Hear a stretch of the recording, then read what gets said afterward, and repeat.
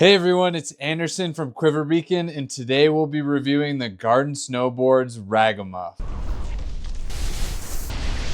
The Ragamuff is the perfect snowboard for the rad dad looking for the one board quiver who used to be a charger, but is just trying to have fun on the hill with his kids and every once in a while sneak away for a quick lap in the trees, drop off a cliff, or that early morning trench on a groomer.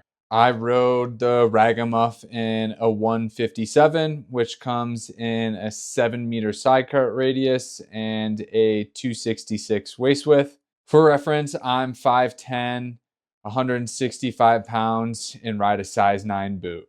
I got the Ragamuff out in 5 different days in various conditions, from slush to snowing where it was crusty underneath, as well as firm early morning groomers after a warm day previously. I rode this on my 32 TM boots, Burton Ion boots, as well as my Jones Meteorite Surf Series bindings, Jones Mercury bindings, and Union Falcor bindings as well. The Ragamuff is a relatively stiff, aggressive, directional camber snowboard, making it a great for committed intermediates all the way through advanced and expert riders. I just want to say I'm not paid to make this review. Garden Snowboards did send this snowboard over for us to try out.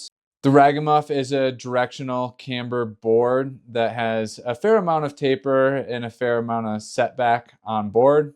It's built to give you stability in power, but is also still pretty maneuverable overall. I rode the Ragamuff in a 157, which comes in a 7-meter side cut radius and a 266 waist width. Although this isn't directly a wide snowboard, this is a little bit wider than your average snowboard that you would find in a 157 on the market. With this wider waist width, that's actually something I really prefer. Even though I have a size 9 boot, I love running a 21 in 0-degree stance angles, and also love laying it over on the groomers, pushing my carving. And with that wider waist width really allows you to do that. One drawback to that wider waist width is, depending on your boot size, it can make it a little bit more effort to turn from edge to edge, or if you're in steep, undulating, choppy terrain, it can be a little bit more work. But the benefit that you get when turning on a groomer, I think, outweighs the drawback at this waist width for my size 9 boot.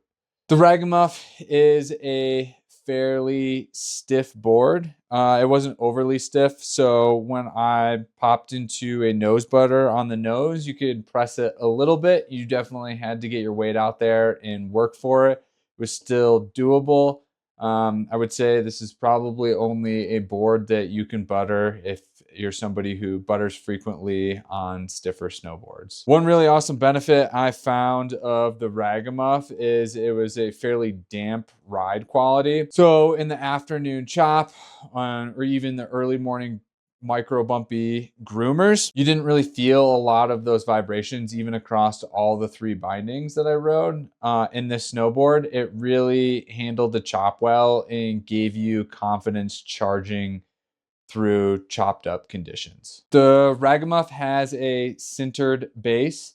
So this is a faster, harder base than an extruded base. One of the benefits of a sintered base is you will get better glide in snow. It's something that you'll have to keep up on maintenance and waxing more often than an extruded base, but it will give you the glide that you need in soft snow and variable conditions. Although I did not get the Ragamuff in super deep snow, I believe it would be an excellent POW board. It has 24 millimeters of taper and 64 millimeters of setback. So you have quite a bit of nose here. That taper will also allow the nose to stay above the snow a little bit and the tail to sink. From all the different snowboards I've ridden over the years, this was probably a mix between a GNU Gremlin and a Burton straight shooter. So the overall shape isn't crazily different from the GNU Gremlin. The nose and tail shape are different, but the overall outline of the snowboard is fairly similar. But the stiffness and the extra long nose here reminds me a lot of the Burton straight shooter. The Ragamuff overall is a fairly stiff snowboard. If you're a heavier rider, you can probably load up the camber and get a little bit more pop out of this. I would say this is fairly competent in the pop category. It wasn't the poppiest snowboard I've ever ridden, and it's also not the most dead snowboard. It is one of the most damp snowboards that I've ridden this year out of the 45. It was definitely one that would handle the chop and chunder fairly well. The only one that I can think of off the top of my head that was even better than this in chop and chunder was the Garden Snowboard's Abolition, which is their snowboard designed for bank slaloms. If you'd like to see some more snowboard reviews, please click the links and buy from our links in the description below. There's also a link for the Quiver Beacon app where you can track your ride days, compare snowboards, follow your friends, and see what others are riding. Don't forget to like and subscribe. It helps out quite a bit. And don't be afraid to check us out on other social platforms like Instagram and TikTok.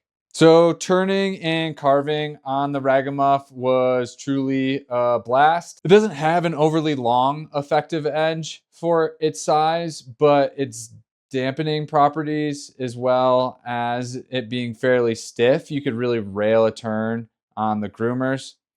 With the shorter 7-meter side cut radius, that's what the limit of the snowboard is. If you were really hauling and trying to carve really hard, that's where you're going to be limited, versus a little bit of a longer side cut radius won't chatter out in the middle of turns at speed like that. But if you're somebody who wants to take some medium speed turns, maybe try to go across the groomer or take that Japanese surf style where you're kind of controlling your speed as you go down the hill and making turns to do so, this board is great for that. Overall, the Garden Snowboards was a super fun snowboard. The base had excellent glide. It was a blast to turn. When the groomers got chopped up later in the afternoon, it could still handle itself plowing through that, which I really appreciated. One thing I did not get this in was super deep snow, but I believe it would make an excellent POW board. If you're a rad dad looking for a board, or you just want a board that can do everything other than park super well, look no further than the Garden Snowboard's Ragamuff. Don't forget to like and subscribe and check out another review.